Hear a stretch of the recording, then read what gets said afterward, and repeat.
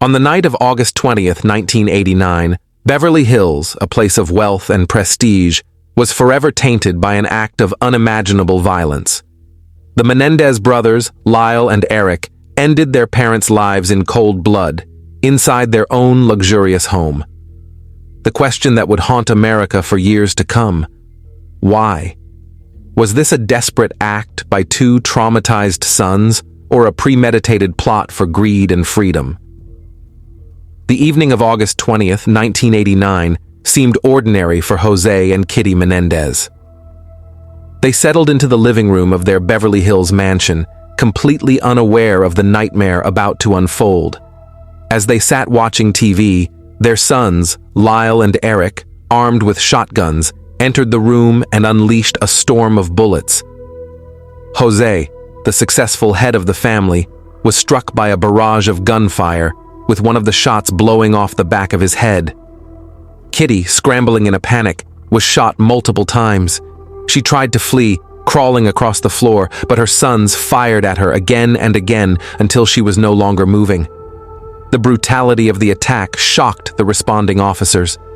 It was clear this wasn't a quick heat-of-the-moment crime. The sheer violence, blood splattered on walls, broken glass, spoke of rage, fury, and premeditation.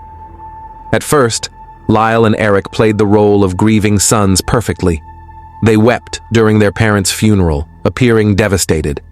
But behind the scenes, they were living out a fantasy of wealth and indulgence. Within weeks of their parents' deaths, the brothers began spending extravagantly. They bought Porsches, Rolex watches, and even a high-end restaurant in Princeton for Lyle. This raised immediate suspicions. Why were they spending so much money?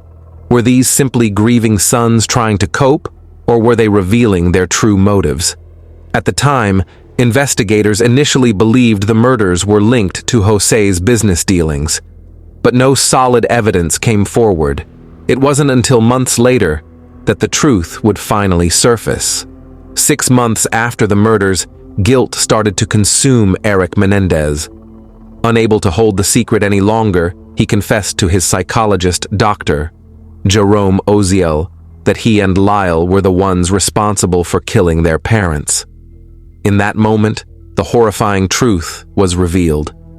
But the story didn't end with just a confession. Erik told Dr.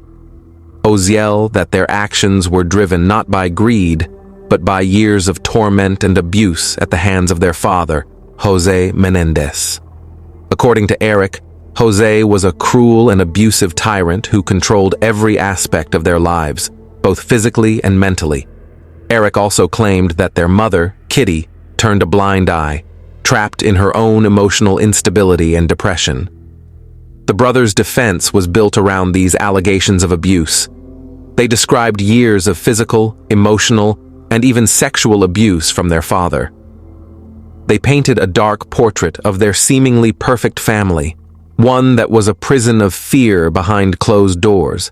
But was this the truth? Or was it a carefully crafted story to gain sympathy and justify murder? The Menendez brothers' trial became a nationwide spectacle.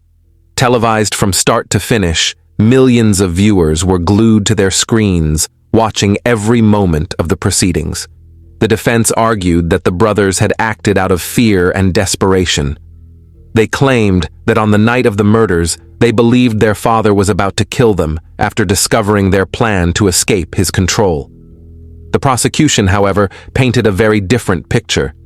They argued that Lyle and Erik were motivated not by fear, but by greed. They wanted their parents' wealth. They wanted freedom from their father's strict control over their lives, and so they devised a plan to murder their parents and inherit their multi-million-dollar estate. Evidence of their extravagant spending after the murders was key to the prosecution's case. They spent hundreds of thousands of dollars in the months that followed, and investigators argued that this behavior was indicative of cold-blooded killers, not traumatized victims. After a mistrial in 1994 due to a hung jury, a second trial took place in 1995. This time, the defense of abuse was not allowed to be the centerpiece of the case, and the jury was more focused on the evidence of premeditation and financial motives. In 1996, Lyle and Erik Menendez were both convicted of first-degree murder and sentenced to life in prison without the possibility of parole. The jury rejected their claims of self-defense, seeing the murders as a calculated, cold-blooded act driven by greed. The Menendez brothers remain behind bars to this day. Their case sparked intense debates about family dynamics, abuse, and justice. Were they victims of horrific abuse, or did they craft a story to hide their true motive of greed? The Menendez brothers will live out their days in prison, but the questions surrounding their case continue to linger in the public consciousness. The Menendez brothers' case stands as a haunting reminder of the darkness that can hide behind even the most privileged and successful families. It forces us to ask ourselves, how well do we really know the people closest to us? Can wealth and success ever cover up the true horrors that might be unfolding behind closed doors?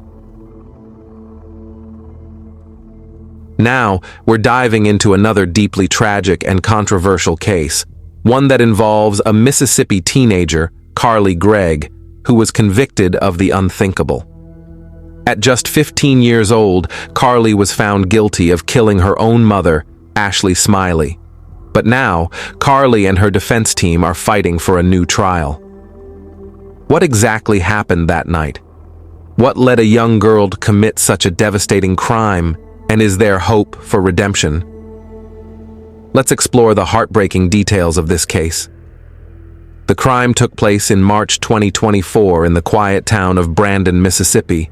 Gregg, a teenager with no previous history of violent behavior, found herself at the center of a chilling crime, one that has torn a family apart and left many asking, why? It was an ordinary evening that quickly turned into a nightmare. Carley, armed with a .357 Magnum revolver, confronted her mother, Smiley, in their family home. Words were exchanged, but they were brief. Before anyone could fully grasp the gravity of the situation, a shot was fired. The bullet tore through the quiet of the night, and in an instant, Ashley's life was tragically ended by her own daughter's hand. But the horror didn't end there. Carley, now faced with the brutal reality of her actions, attempted to cover up the crime. She sent text messages from her mother's phone, pretending to be Ashley, trying to maintain the appearance that everything was fine. One of those messages was to her stepfather, who had no idea of the horror that had just unfolded in his home. The defense claims that Carley, who had long struggled with mental health issues, was in a fragile state of mind that night. Her attorneys argue that she was not in full control of her actions, pointing to years of untreated trauma and auditory hallucinations, issues that began when Carley was just a child. As a young girl, Carley had undergone therapy for hearing voices, a condition that her defense team believes played a significant role in her mindset at the time of the crime. Now let's take a moment to imagine the scene.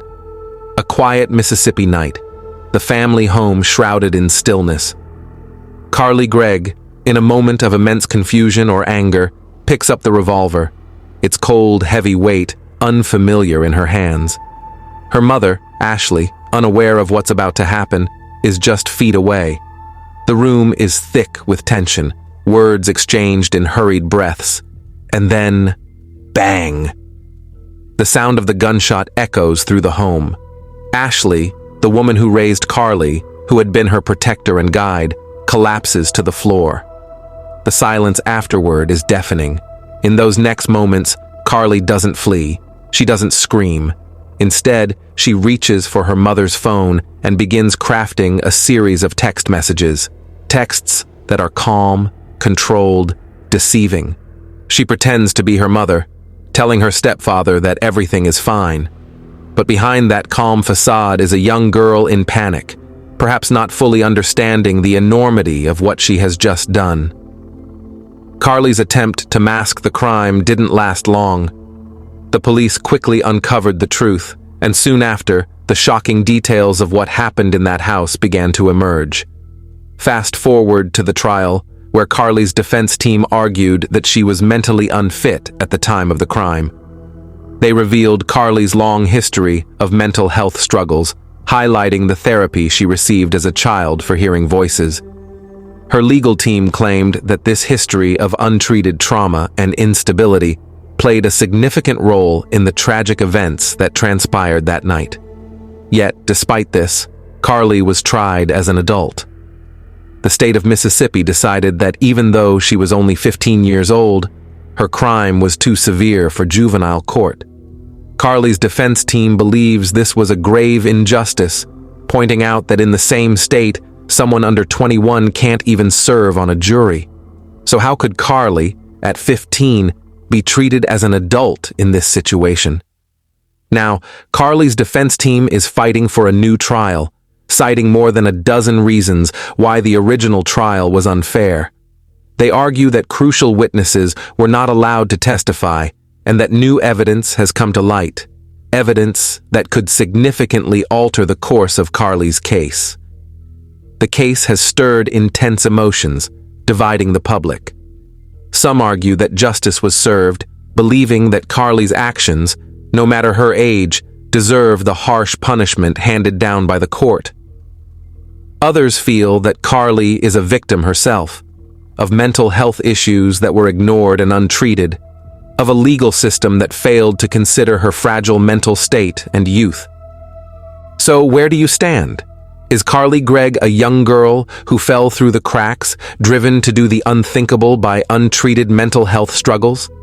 Or is this a case where justice was served and she must face the consequences of her actions?